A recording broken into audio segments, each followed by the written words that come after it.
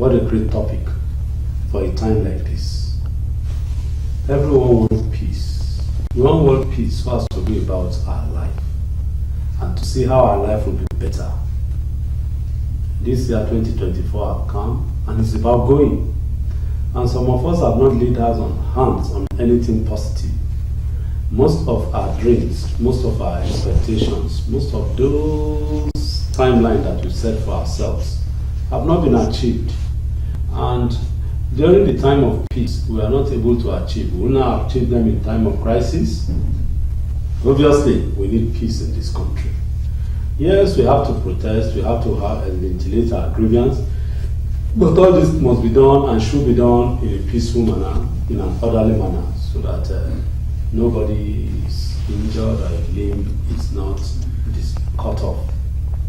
The whole essence of this topic today is for us to see how we can be our brother's keeper and encourage the security officials, that's the armed forces, those involved in securing the environment, to make good work of it, and eventually to get those who are against a peaceful environment to sheath their sword or get them behind bars. We can't allow this country to be put into fire and, of course, turmoil. We need to live in peace, despite our disunity.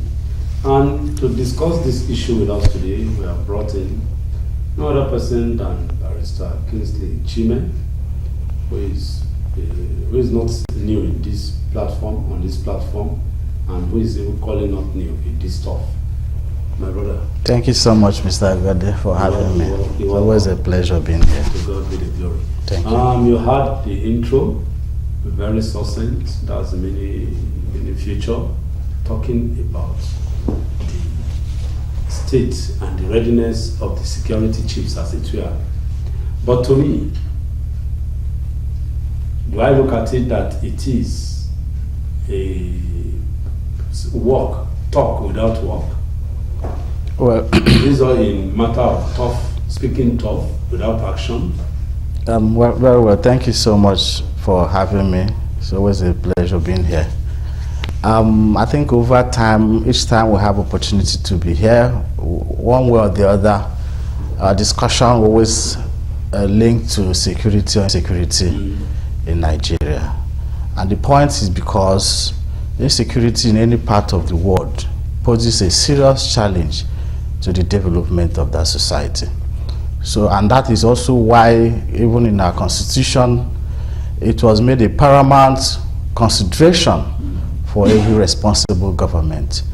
Protection of lives and property is a paramount obligation of every government to protect its citizens. And when this obligation is not met, that government seems to have failed, because that is the cardinal point of every government. So over time, Nigeria has been grappling with all manners of insecurity. We had to deal with Boko Haram in the northwest. We also have to deal with Fulani herdsmen. We had to deal with kidnapping. We had to deal with all manner of security threats across Nigeria. No place is safe as far as I'm concerned. So it is not just about the military apparatus and security agencies dishing out threats, and trying to, make citizens not to be apprehensive of what is already on ground. Much as I understand the psychological aspect of those engagements within the media and trying to talk tough, but realistically, has those talking been able to materialize into meaningful actions? Have we been able to see reduction in insecurity that is scattered all over the society? Has there been any mechanism in place to contain this issue in Nigeria? Particularly, no part of this society is safe. It has gotten to a point that people, kidnappers, for instance, now go to people's houses to kidnap them. Days are gone when kidnapping is only for the rich and for the elites. Now nobody is safe. So whoever you are, no matter your level in society, you can be kidnapped. So it's a very big and serious challenge that must be dealt with.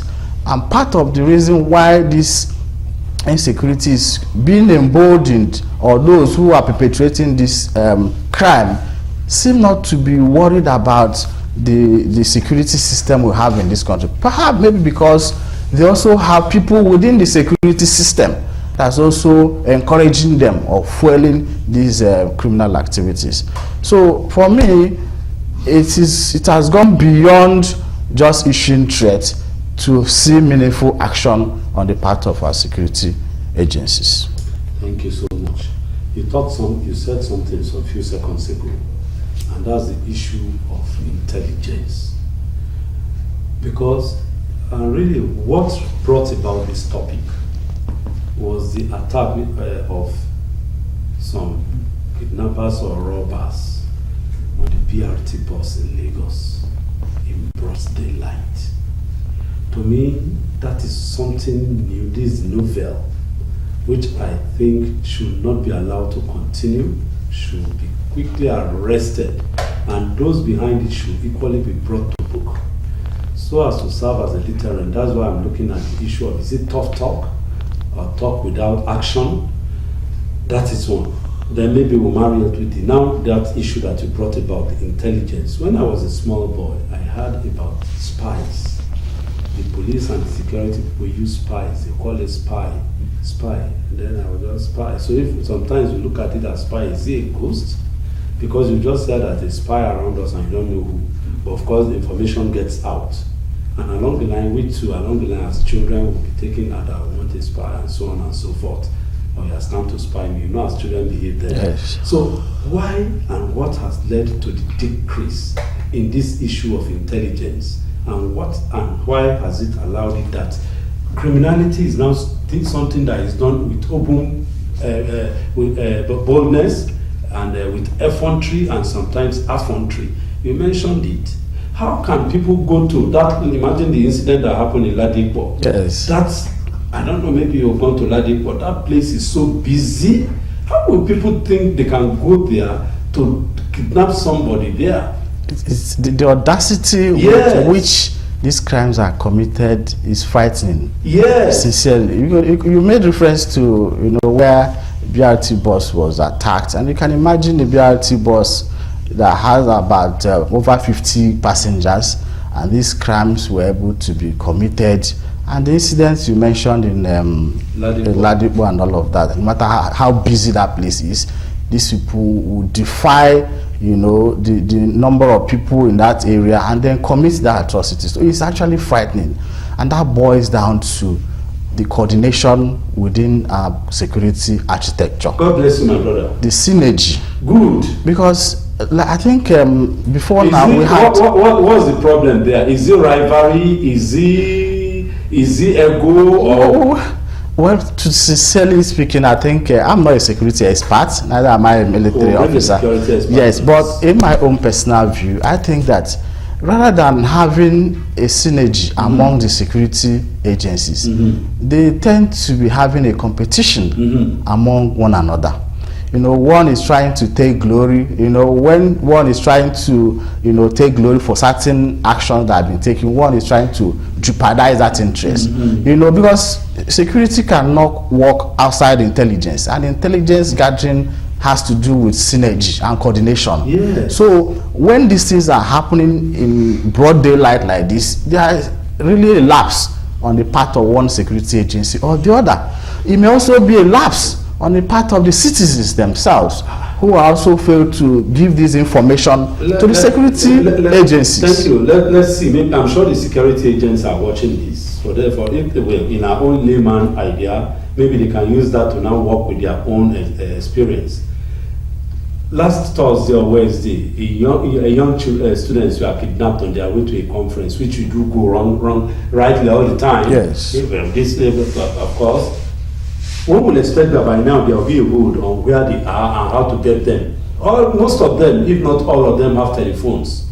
So they can use the tracker to track where they are, or immediately they arrested them and they kidnapped them, the phones were off. Even if the phones were off, the signal on their on the phones, when they be activated, let me shock you. In my introductory statement, I had said that the temerity with which these crimes are committed is alarming. That kidnappers now go to people's houses to kidnap them. I remember you said so. Yes. So sometime last week, in a community in Enugu State, Ojeriva local government, there were incidents where students, they have I think nursing school in that area. Students were kidnapped. Up until now, they have not been found. They go to people's houses in that same community to take people and take them to bushes. Up until now, none of them have been rescued. I have a personal friend, a classmate, who is also a lawyer and one of the magistrates in the southeast. He was kidnapped about 2 weeks ago on his way from office, and he spent 4 days under severe and excruciating torture. He paid ransom handsomely, even though security agencies will come and tell you that nothing was paid, or they will not disclose what was paid. But the truth of the matter is that the victims of this crime will not even tell you what they passed through. They won't tell you what they passed through. This man went through excruciating. As I speak, we are still trying to mobilize funds, at least to put him back to track, and because of the psychological and all of that. So he was kidnapped somewhere around Udi and Ojeriva within the Enugu State, and according to him, because he's a personal friend, they took him along the bushes to somewhere in Anambra State, in Oka. Throughout the night, they were just moving from one point to the other. While ransom was being organized, being arranged for payments in far away places like Borno State or Jigawa State. So you can see that this is an organized crime. It is not just a crime one person will just sit in the comfort of his house and begin to perpetrate. It is an organized syndicated crime where you have chain of people responsible. And more often than not, you will see that even among the security systems, there are people who are providing information. There are people who are shielding these people from the public eye or from security agencies who are also tracking them. Yes, you mentioned tracking. How come somebody that was kidnapped up until now, they have telephone numbers? That is actually the problem. Because this particular man I'm talking about, he said, of course, when they kidnap you, they use your own telephone to initiate the conversation, communication. But along the line, his own phone went off. They use their personal phones to communicate with whoever they are dealing with to coordinate the ransom. So ordinarily, one would think that would be a contact for security agencies to begin to work with. But what do we see? Nothing. If you approach security, for instance, police, they tell you they are not, they don't have money to finance these actions. So you don't blame them. They say they can't use their own personal salaries and finances to fight crime that was meant to be done by the government. Sorry to intervene. I remember a very wonderful friend, Evans. Yes. He used technology. I don't think he went to any serious school, because the little history we had was that he was a driver, he was a hustler and all. I didn't think he went to school. Yes. But he deployed technology for his business, to the extent that when he was arrested eventually or busted in his Magodo residence, we are told that he has a wonderful control room that coordinates his activities. That is just the truth. And my problem is, if this person who didn't go for any training had that ability to doing it, what about our police?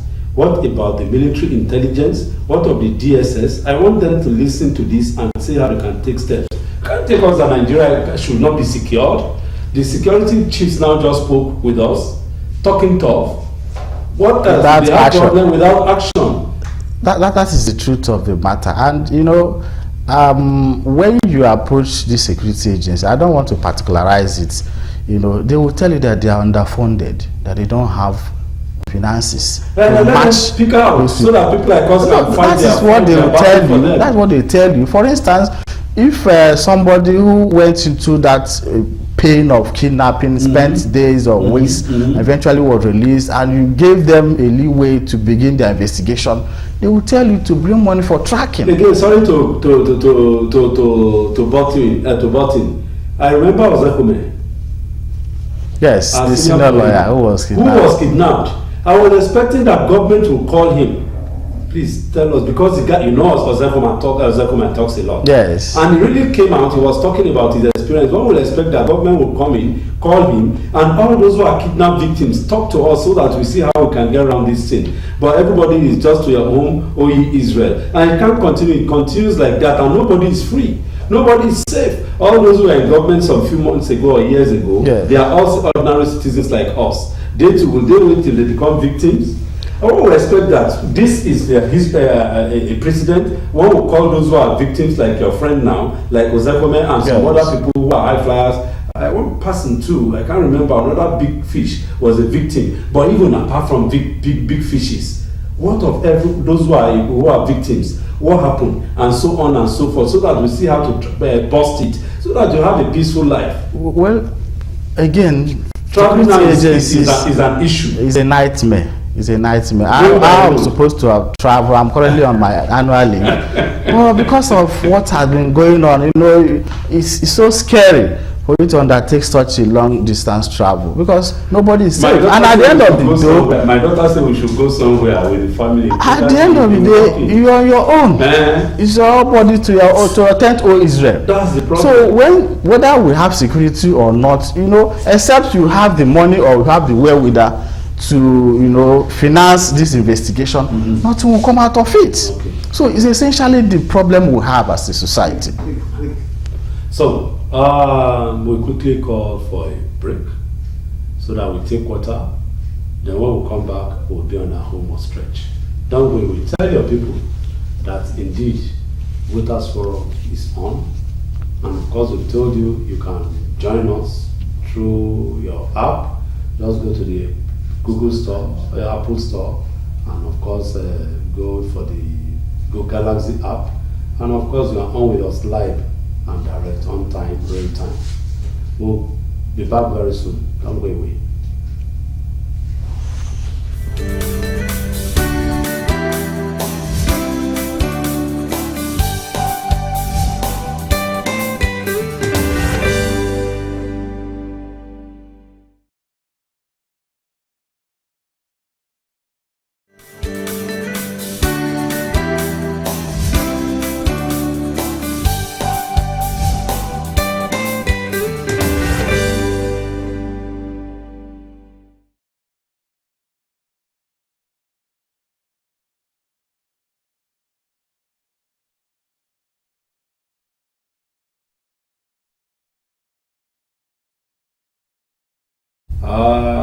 It has been very hot here, and I hope you too, you are hotting it up there. Together, let's hot it up, because security is everybody's business, and the earlier we talk about it to get peace, the better for each and every one of us. Everyone has a blame here. We the people too, we have our own blame. You see something, you don't say anything. You are afraid. You are afraid of being killed or being maimed. We'll all die one day. So why don't you just ensure that before you even live or die, you do your own and play your own part? The police officers and all the security officers too, they are all human beings. I'm not sure that they are born to die. Rather, they are born to live.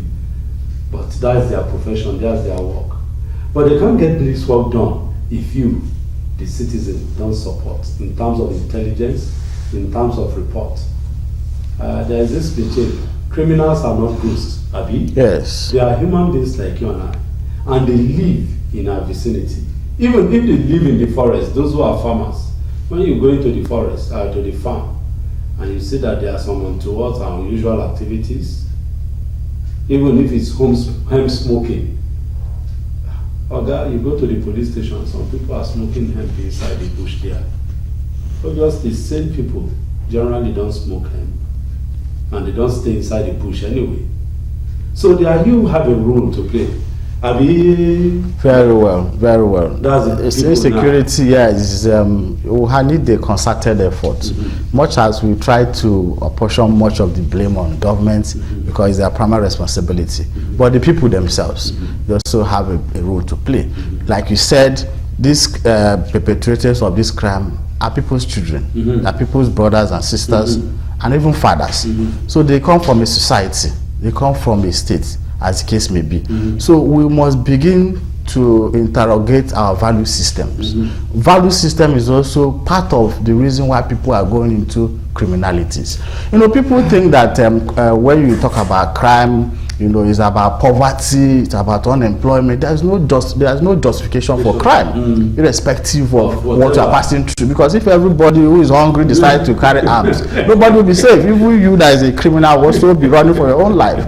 So it is a joint or concerted effort. Sorry, I'm laughing because some years ago I was seriously involved in pro bono. I go to the prisons, and of course I'll ask them, what brought you here?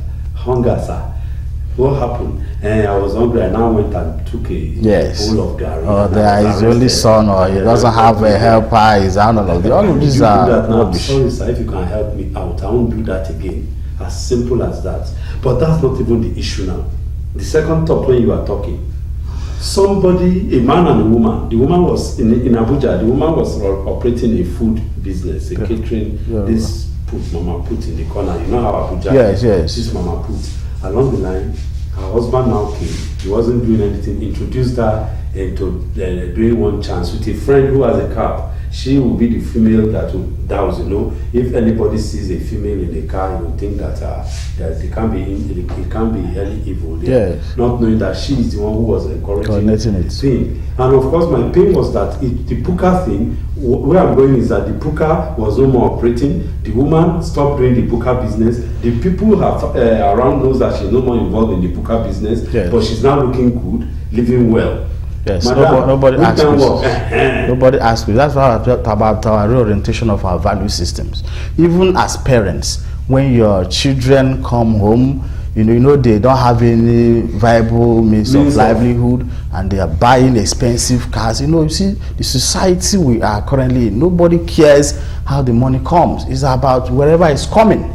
You know, even the parents will even push their children. Do you know that some parents in the present day Nigeria now push their children to go into what they call Yahoo. They will refer you to other people. They are all doing it. So you can see that even the value our parents have, because you can't give what you don't have. If you don't have that value system, you won't be able to inculcate it on your sibling or your children. So we must, as a people, begin to reappraise our value system.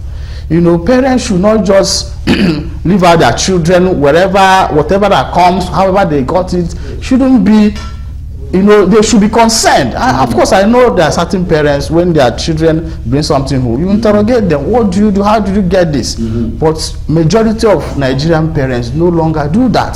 So it is a responsibility on the part of the people themselves.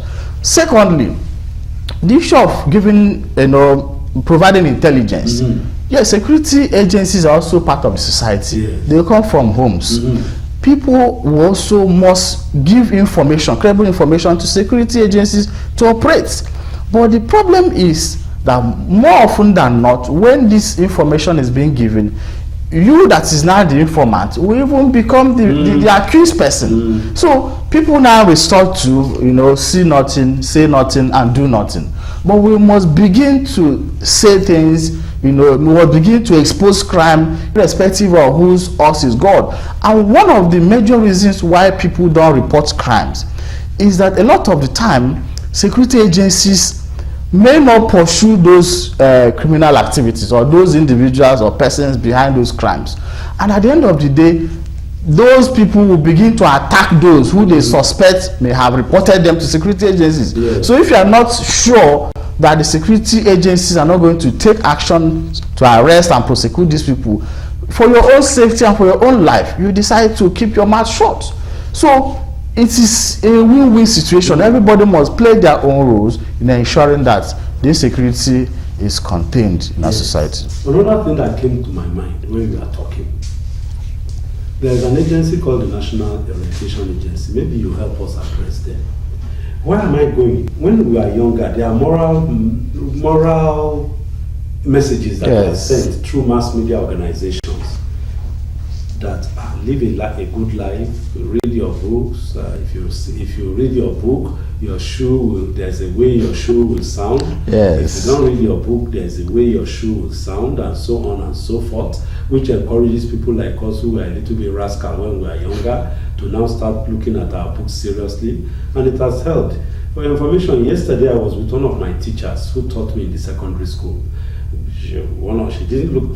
was one of those boys she didn't think would ever make any headway in life. When she saw me, she was so happy, and so on and so forth. Yes. And I thank that because she insisted that I should be educated, I should read my books, and I should be focused. And of course, I went with another colleague of mine. He too he's a medical doctor. But that's not where I'm going. Where I'm going is that can't these people do something in increasing and upping? Maybe when they do it, it will now resonate with people, particularly those who are involved in this thing, to say, the society are watching. Then the police itself, because again, the police used to run some adverts or some jingles, they should bring it so that don't get involved in crime, because no matter how it is, no matter how long, the long arm of the law will catch up with you. Yes. Crime is bad. Don't do it. Don't be against the crime or something like that. They used to have all these jingles. Yes. Now there is nothing like that. Can it be revived? Can we bring it up again? Why not? I was listening to, I think, the director of the National Orientation Agency last week. He was lamenting that the agency is underfunded. Most of their staff are being owed several months' salaries and all of that. So, that is why most times when it has to do with government-established institutions, they always have a justification for their inaction. They always tell you that they are poorly funded, there is no this, there is no that at the end of the day. Because... But let me bring about, please, I'm sorry. Because you see, to me, can't they be creative? Can't they make money. There are a lot of ways they can make money. They can be creative in making money. And I'm not going to open that up here. There are several opportunities. Any organization, you agree with me? Yes. Any organization, they make money. Okay, let me just give you an example. In the legal profession, yes, we want to do a Zoom trial now. Yes. Virtual trial. We pay. Yes. Ordinarily, before it was free. Yes. Now we now pay. So is that not making money? And you can imagine the number of virtual meetings. And to me, sometimes I'll just look at that rather than run round to court in Abuja. Yes. I'd rather go for a virtual meeting, yes, with the payment of 30,000 naira or 60,000 naira with me and my client. That's all, and we are off. So why can't they be creative? Why would they wait for money? Why would they were underfunding? The police too will say underfunding. All of them underfunding. Well, but back door, make money comes in. I think there are some, bureaucratic bottlenecks within their public services sector that hinders innovation. That's just my personal view. Hinders innovation. It hinders creativity. People will have those. Yes, but in the wider society, you have to get approvals, this and that, and at the end of the day, somebody who is benefiting from the current system will ensure that it doesn't get to see the light of the day. So these are issues. These are serious issues. So but that's notwithstanding. If those agencies, as far as they are still existing, as far as the creation of the law, as far as some funds are being invested in that agency, they should be seen to be doing something. Because days are gone when you see all those jingles. It's not just about going to radio stations, televisions, and all of that, doing jingles, seminars, sensitizing people. Do you understand? So they also should evolve with the current technological advancement. You don't need to, on your own platform, if you are that engaging on your own platform, you should be able to engage a wider audience or wider society. So you don't even have to begin to say we are underfunded. Who funds you for you to manage your social media handles, to be able to engage? Because society is moving towards that angle. Nobody, before the news gets to the mainstream media, it may have circulated in one or two social media. Yeah, so that is an area for them to begin to look at, to engage the people. Yeah. So another issue that we want to look at before we look at integrity, integrity and conscience. You said it a few seconds ago, maybe not directly, that because some people are benefiting from that old system, yes, maybe the fund has been released, they will short it before it gets to the people who will now eventually work on it, and of course that won't be enough, and the person that was given to that little thing will look at it. I'm not here to count bridge in Lagos or whatever. Then he too will pack some, then he will now say, you people, is this chin that you have? Yes. Whatever you can, you will not just sit down and be looking and then sabi. But must that be? One, that's integrity. Then the second one is conscience. Some people have conscience because public office is trust. Whoever, no matter who, is in charge of one office or the other is a trustee of that office. Doesn't it make sense? For me, to all intents and purposes, I handle one or two organizations now. Yes. And we're using some element of integrity and conscience, and above all, being creative to move that organization forward. Why is it impossible with some? The truth of the matter is that integrity, it is not the job that gives someone integrity. Somebody must have integrity before won the job. The point is this. So you put integrity into the job. Exactly. So it's not the job that gives you integrity. It's you now that will take the integrity to the job. Exactly. That answer purely. So when you see people, particularly those in our civil service, I'm not exonerating private sectors and every other person. They are. Yes. An example of private so when you see the society where the family where they come from, the kind of training they had, the orientation, their value system, all of which will go into the way they see government jobs. Some of them see it as an opportunity for them to take their own. I know certain persons, once it's time for retirement, you see them panicking, trying to pack whatever they could get, as if that would take them for a lifetime. So, and again, you also look at the psychology of the leadership we have. Because people look at the leader before they do anything. If you look at, for instance, if you're in a particular agency, you know that your director is a bit compromising, you see everybody under him will begin to behave in a certain way. Take it further, you see even within the judicial sector, both of us are lawyers, you appear in certain courts, for you to know the integrity of a court, and when I'm talking about court, I'm talking about judges and magistrates. If you want to know the integrity of a judge or magistrate, look at the integrity of the registrars. They are pointers to the character of the man that controls them. That's exactly what happens. So if they are behaving somehow and they are nonchalant about it, that means the guy is also involved in that action. That's what happens. To confirm what you have just said, there was cliche when Buhari just came in. Body language. Yes. Did you remember? Yes, at the early stage of his government. And people were shaking body language of Buhari, body language of the president. But along the line, until that body language was demystified, and people saw there was nothing in that body, and there was nothing to communicate. It became a free for all. That's exactly what is happening. There was a book, I think I always refer to the book we read in our secondary school, The Beautiful Ones Are Not Yet Born. It's a classic example of what is happening. No, I think it was I can't remember the author. Yes, Beautiful Ones Are Not Yet Born, where he tried to demonstrate where people, that he used a bird to personify the character. Like Chichidodo is a bird that hates human excrements but lives on maggots that feeds on shit. So he tried to characterize the society as a man who tried to be upright, in all ramification. But the people, the society he was with, they are seeing him as, this man is a fool. So even amongst those people who are corrupt or who doesn't have integrity, you can still see or find a few of them who have the fear of God, who are upright and want to do the proper thing. But once one person cannot make that change, if the entire society is against you, at some point you begin to see yourself as if you are a failure, or that you are even the one that is at wrong. So you see, at the end of the day, everybody now aligns, and the thing continues until it becomes a societal issue. Now, let's see how we can now, as we coast home, how can we address this? Two things now. We have dived into insecurity, but we look at it as far as I'm concerned, by our discussion, that this insecurity is caused as a result of societal failure, parental failure.